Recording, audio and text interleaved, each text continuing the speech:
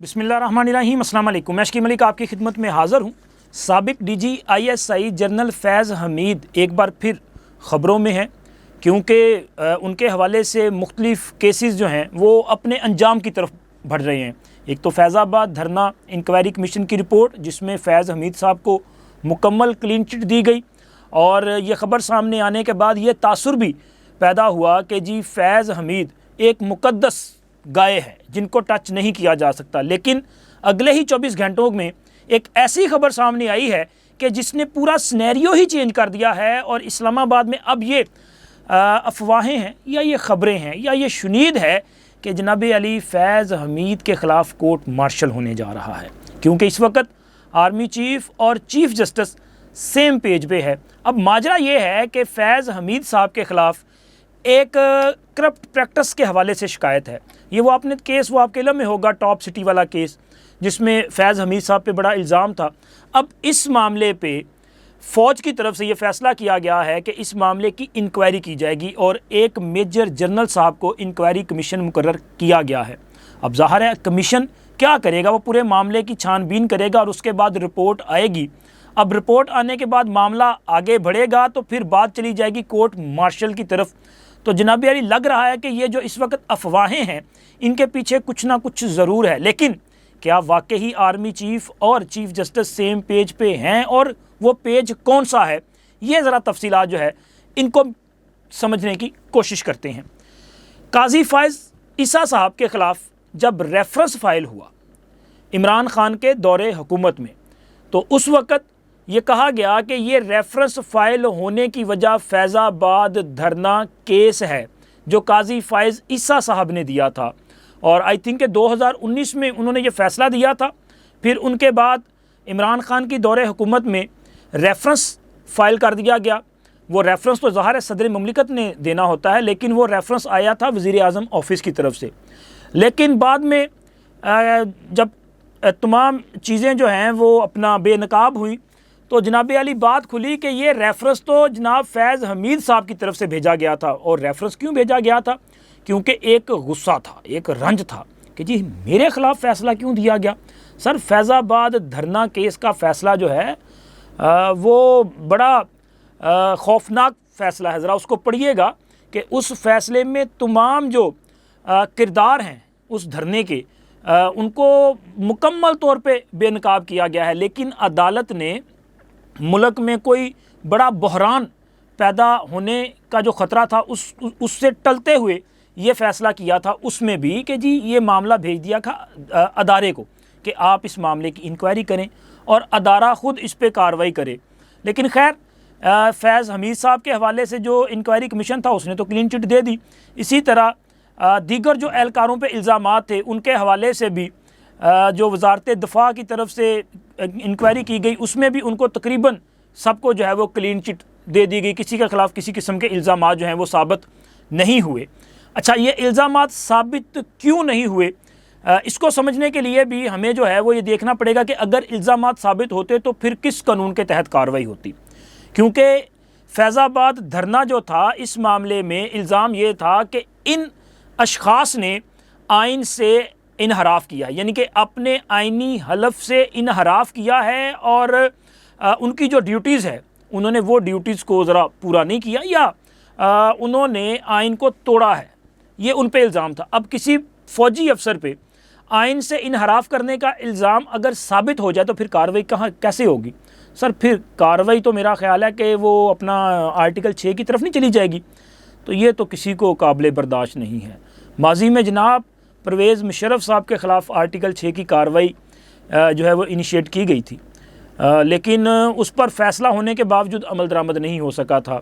परवेज़ मुशर्रफ साहब अदालत के सामने पेश तक नहीं हुए थे। वो अपने घर से निकले थे पेश होने के लिए, फिर अचानक गाड़ी जो है वो हॉस्पिटल की तरफ चली गई और अदालत को बताया गया कि जनाब साबिक आर्मी चीफ़ और सदर साहब जो है उनकी तबीयत नासाज है, तो लिहाजा वो पेश नहीं हो सकते। फिर हॉस्पिटल से ही वो दुबई चले गए, और दुबई में ही उन्होंने अपने आखिरी अयाम जो हैं वो गुजारे, यानी कि पाकिस्तान नहीं आए थे। हालांकि उनके ख़िलाफ़ जो फ़ैसला दिया गया था खसूसी अदालत की तरफ से, सेठ वकार साहब इस खसूसी अदालत के सरबराह हुआ करते थे, वो भी अपने खाल के हकीकी से जा मिले हैं, अल्लाह उनकी मग़फ़िरत करे। वो फ़ैसला जो था उस फ़ैसले पे कभी अमल दरामद नहीं हुआ, बल्कि उस फ़ैसले को लाहौर हाई कोर्ट की तरफ से उस फ़ैसले को कलअदम करार दे दिया गया था। हालांकि लाहौर हाई कोर्ट जो है वो ख़ुसूसी अदालत के फ़ैसले पर जो है वो किसी किस्म की अपील सुनने का हक़ ही नहीं रखती थी, लेकिन फिर भी फ़ैसला हो गया था। सर बात आप समझ रहे होंगे कि चूँकि जो मैं आपको बताना चाह रहा हूँ, तो लिहाजा अब भी अगर ये बात साबित हो जाती कि मज़कूरा जो अफसरान हैं इन्होंने आइन वायलेट किया है, तो फिर मामला किधर जाता। तो उस तरफ तो हमने मामला नहीं जाने देने ना, क्योंकि हम अपनों के ख़िलाफ़ ख़ुद कार्रवाई करें तो करें, बाकी किसी की जुर्रत नहीं कि वो कार्रवाई कर सके। और ये टॉप सिटी का जो मामला है, ये टॉप सिटी का मामला बुनियादी तौर पे इन पे एक जो कह सकते हैं ना आपके करप्ट प्रैक्टिस का इल्ज़ाम है, चोरी का इल्ज़ाम है, फौजदारी ज़ाब्ते की कार्रवाई जो है उसका इल्ज़ाम है। चूँकि ये टॉप सिटी का जो केस था, मोइज़ अहमद इसके मुद्दई थे और ये केस भी सुप्रीम कोर्ट के ह्यूमन राइट्स सेल की तरफ से रेफ़र किया गया था। और इस पर भी काजी फ़ाइज़ ईसा साहब की सरबराही में 3 रुकनी बेंच ने समाअत की थी, तो उन्होंने ये मामला वज़ारत दिफ़ा को रेफ़र कर दिया था, क्योंकि इस दरख्वास्त में जो इल्ज़ामात थे ना वो बड़े संगीन किस्म के इल्ज़ामात हैं। क्योंकि इनमें यह कहा गया कि जनाब 12 मई 2017 को जनरल फैज़ हमीद के कहने पर ISI के ऑफिशियल्स ने ये जो टॉप सिटी का ऑफिस था और इसके जो मालिक थे मोइज़ अहमद, इनके घर पे छापा मारा और इस दौरान जो है वो उनको हरासा किया गया। इसी तरह इस दरख्वास्त में ये भी इल्ज़ाम था कि फैज़ हमीद के जो भाई हैं नजफ़ हमीद साहब, उन्होंने भी मोइज़ अहमद से मुलाकातें की और इन पर दबाव डालने की कोशिश की। इनकी जो हाउसिंग सोसाइटी थी इसको टेक ओवर करने की जो है वो कोशिश की गई। इसी तरह इस पटिशन में ये भी बड़ा संगीन किस्म का इल्ज़ाम था कि उनके अहले खाना को यरगमाल बना के रखा गया, तशद्दुद किया जाता रहा। और इसके अलावा जब ये जो छापा मारा गया था ना, इस छापे में ये कहा गया था कि जनाब इस छापे के दौरान उनके घर से मुख्तलिफ जो हाउसिंग सोसाइटीज़ के डॉक्यूमेंट्स थे वो तो वो साथ ले के गए, लेकिन इसके साथ साथ 400 तोले सोना और 4 करोड़ रुपया कैश जो है ये भी वो छापा मारने वाले जो थे वो साथ ले गए। और इसी तरह इस दरख्वास्त में कहा गया कि मज़कूरा ये जो दरख्वास्त गुजार हैं इन्होंने फैज़ हमीद साहब से भी मुलाकात की और उनके भाई से भी मुलाकात की, इनसे मिन्नत समाजत भी की। और इस मुलाकात में उनके साथ ये वादा किया गया कि आपको जो आपके डॉक्यूमेंट्स वगैरह हैं, कुछ चीज़ें जो हैं वो वापस कर दी जाएंगी, लेकिन 400 तोले सोना और कैश वापस नहीं किया जा सकता। अब अंदाज़ा लगाएं कि 4 करोड़ रुपया कैश बड़ी अमाउंट है और 400 तोले सोना जो है उसकी मालियत कितनी बनती है, ये अंदाज़ा आप ख़ुद लगा लें। तो जनाब ये वापस ना करने के बारे में बाकायदा तौर पे उन्हें बताया गया, ये उस दरख्वास्त में शामिल है ये चीज़ें। अच्छा, इस मामले पर समाअत के बाद चीफ़ जस्टिस साहब ने यह मामला जो है वो वज़ारत दिफ़ा को रेफ़र किया था और दरख्वास्त गुजार से कहा था कि आप वहाँ चले जाएँ और वहाँ जाके जो है आप अपनी दरख्वास्त दें। अब ज़ाहिर है चीफ़ जस्टिस साहब की तरफ से भेजा गया था और वज़ारत दिफ़ा ने इसका कोई ना कोई जवाब तो देना ही था, लेकिन ये मामला भेजे भी काफ़ी माह गुजर चुके, खामोशी थी, कुछ पता नहीं था क्या हुआ, किसी ने कोई दरख्वास्त दी नहीं दी, किसी ने सुनी नहीं सुनी, कुछ पता नहीं था। लेकिन जैसे ही फैज़ हमीद साहब को क्लीन चिट मिलती है वो इंक्वायरी कमीशन की तरफ से, तो फौरी तौर पे इस मामले पे जो है आर्मी जो एक कमान है उनकी तरफ से फ़ैसला किया जाता है कि एक मेजर जनरल साहब जो हैं वो इस मामले की इंक्वायरी करेंगे। और ये एक तरह से जो इंटरनल अकाउंटेबिलिटी का प्रोसेस है अदारे के अंदर उसको एक्टिव किया गया है। लेकिन इस वक्त एक्टिव किया गया है कि जब एक केस में क्लीन चिट मिली और वो केस भी फैज़ाबाद धरना वाला, और काजी फ़ाइज़ साहब जो हैं वो कई मौके पे ये बात हो चुकी कि उनके ख़िलाफ़ जो रेफरेंस था वो फैज़ हमीद साहब के इमा पर भेजा गया और फैज़ हमीद साहब पर और भी कई किस्म के इल्ज़ामात हैं। फैज़ हमीद साहब के ख़िलाफ़ मजमूई तौर पे 3 अहम केसेस थे, फैज़ाबाद वाला, शौकत अज़ीज़ सिद्दीकी साहब वाला और तीसरा ये टॉप सिटी वाला। अब शौकत अज़ीज़ सिद्दीकी वाला भी मुझे लगता है कि मामला जो है वो अपना सर्द खाने में जा चुका और इंक्वायरी कमीशन की रिपोर्ट के बाद फैज़ाबाद धरना जो है ये भी अपने मंतकी अंजाम को पहुँच चुका। अब पीछे बचा था टॉप सिटी। बाकी दोनों जो मामलात हैं वो ज़रा आइनी खिलाफ वर्जियाँ या आइन को वायलेट करने से मुतल्लिक हैं, लेकिन ये मामला सर फौजदारी का मुतल्लिक है। ये चोरी का मामला है, ये गैर कानूनी छापे का मामला है, ये 400 तोले सोना और 4 करोड़ रुपए कैश और ज़मीन हथियाने का मामला है। अब इस मामले पे अदारा जब इंक्वायरी करेगा और अगर रिपोर्ट में साबित हो जाता है कि ये इल्ज़ामात दुरुस्त हैं, तो फिर इसका मतलब ये है कि फैज़ हमीद साहब जो हैं वो अपने साबका ओहदे पे यानी कि 3 स्टार जनरल के ओहदे पे बहाल किए जा सकते हैं। बहाल क्यों किए जाएंगे? क्योंकि कोर्ट मार्शल करने के लिए किसी भी अफसर को उसके ओहदे पे बहाल करना ज़रूरी है। बहाल करने के बाद कार्रवाई का आगाज़ किया जाता है, फिर उसके बाद जो है वो फ़ैसला आगे होगा। और आर्मी चीफ साहब और चीफ जस्टिस साहब इसी पेज पे जो है वो आपको यकजा जो है वो नज़र आ सकते हैं, क्योंकि ज़ाहिर है चीफ जस्टिस साहब को ये एक गुस्सा गिला तो होगा ना कि मेरे ख़िलाफ़ कार्रवाई जो है वो इन मसूफ़ की वजह से हुई या इन्होंने करवाई, और उनको क्लीन चिट भी मिल रही है। तो मुझे लग रहा है कि जी आर्मी की तरफ से काजी फ़ायज़ ईसा साहब को ये पैगाम दिया गया है कि जी हम आपके साथ हैं, आपको तनहा नहीं छोड़ेंगे। और इसके साथ साथ इस्लामाबाद में और भी कुछ चीज़ें बड़ी ज़ेरे गर्दिश हैं। एक तो ये कोर्ट मार्शल वाला मामला है, दूसरा कुछ और ताकतवर जर्नल्स हैं जिनके बारे में गौर किया जाए। एक तो वो जो अपना कोर कमांडर मंगला हैं जनाब एमन बिलाल सफदर साहब, उनका इस्तीफ़ा, ये अभी तक मामला जो है वो बड़ा बड़ा बड़ा गर्मा गर्मी वाला है कि यार एक जनरल साहब जो कि अगले आर्मी चीफ का जब वो गौर किया जाना है उसमें उनका नाम कंसीडर होना था। वो आई थिंक कि उस वक़्त उन्होंने सीनियरिटी लिस्ट पे शायद 5वें नंबर पे होना था, तो उनका नाम जो है वो उस पैनल का हिस्सा हो सकता था।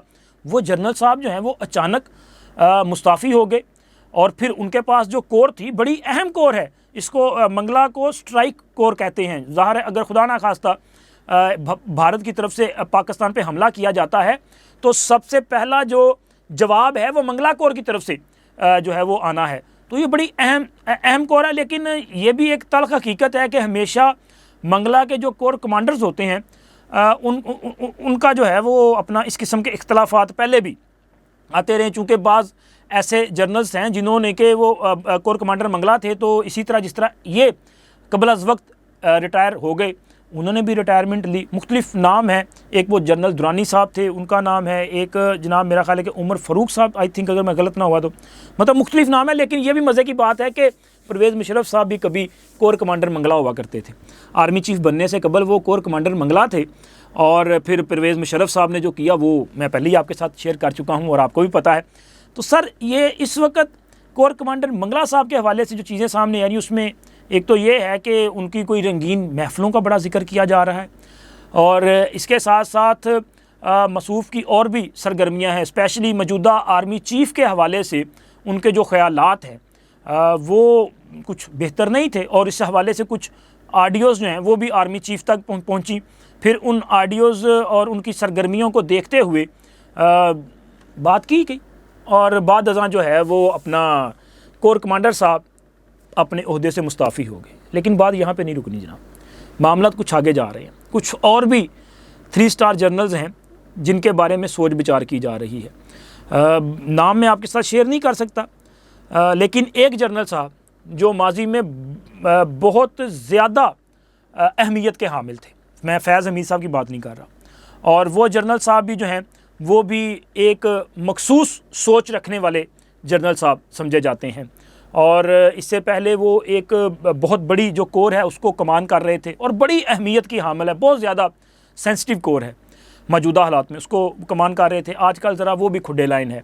तो सर उनके भी हवाले से कुछ चीज़ें जो हैं वो सोची जा रही हैं, क्योंकि ये जो जर्नल साहब हैं जिनका मैं नाम आपके साथ नहीं ले रहा, लेकिन मेरा ख्याल है कि बहुत सारे लोग समझ चुके होंगे, चूँकि वो बहुत ज़्यादा अहमियत के हामिल थे, बहुत ज़्यादा ख़बरों में रहा करते थे। और उनके बारे में भी ये ख्याल था कि इमरान खान या तहरीक इंसाफ वाले चाहते हैं कि मुस्तकबिल में जाके उनको DGISI जो है वो मुकर्रर किया जाना चाहिए।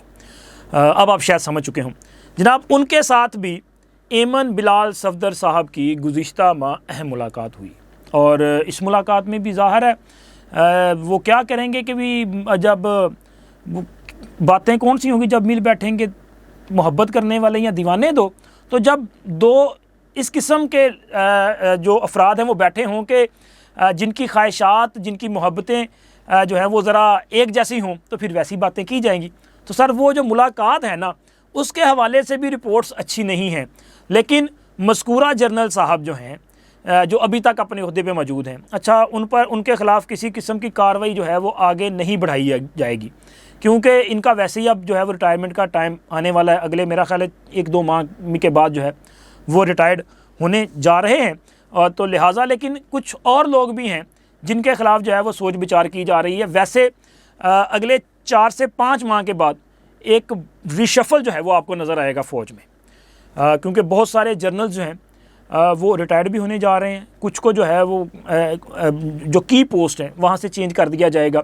स्पेशली उन जर्नल्स को जो है वो थोड़ा सा इधर उधर किया जाएगा जिनको जनरल बाजवा साहब ने अपनी वो जो उनकी अपना सबकदोशी थी, अपनी मुद्दत मुलाजमत मुकम्मल होने से 1 माह कबल प्रमोट कर दिया था। हालांकि ये भी बड़ी ज़्यादती की थी बाजवा साहब ने। बाजवा साहब ने नवंबर में ओहदे से फ़ारिग होना था और नए जर्नल ने आना था, तो बाजवा साहब ने 12 जो है वो अपना 2 स्टार जनरल्स को तरक्की दे के 3 स्टार जनरल यानी कि लेफ्टिनेंट मेजर जनरल को तरक्की दी और उन्हें जो है वो लेफ्टिनेंट जनरल बना दिया। और तकरीबन कोई 1 साल लगा, मेरा ख्याल 10 माह तक मौजूदा आर्मी चीफ किसी भी मेजर जनरल को लेफ्टिनेंट जनरल के ओहदे पे तरक्की नहीं दे सके थे, क्योंकि जनाब आगे सीटें खाली नहीं थी।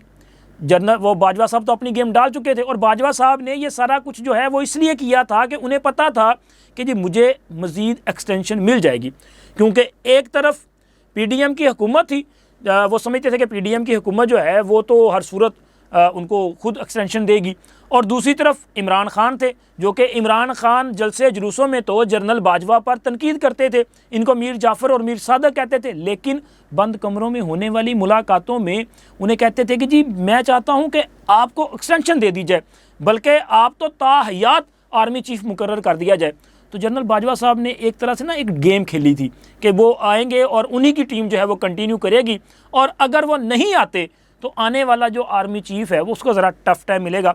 तो ये सूरत हाल चल रही थी। अब फ़ौज में इस पूरी सिचुएशन को बड़ी आप कह सकते हैं कि बेहतर हिकमत अमली के साथ अब तक काउंटर किया है। मौजूदा आर्मी चीफ ने जिस तरह 9 मई की साजिश को नाकाम बनाया, उसके बाद भी कई ऐसे मौके आए कि जब आर्मी चीफ ने जो है वो बेहतर परफॉर्म किया और बड़ी हिकमत अमली और तदब्बुर के साथ मामलात को जो है उन्होंने संभाला है। लेकिन सर अगला 4 माह जो हैं वो ये आपको ये जो एक प्रोजेक्ट इमरान है ना, इसकी मोहब्बत में मुब्तला लोग फड़फड़ाते नज़र आएंगे, क्योंकि अब इनके अंजाम का वक्त करीब पहुंच चुका है। और 4 माह के बाद अगला जो 5वां माह स्टार्ट होगा, आप देखिएगा कि सर ताकतवर अदारे से ये जो मोहब्बत इमरान में मुब्तला अहम शख्सियात हैं इनका कैसे सफाया किया जाता है। इससे ज़्यादा खुल के बात मैं नहीं कर सकता। अब तक इतना ही, मिलते हैं अगली वीडियो में। अल्लाह हाफ़िज़।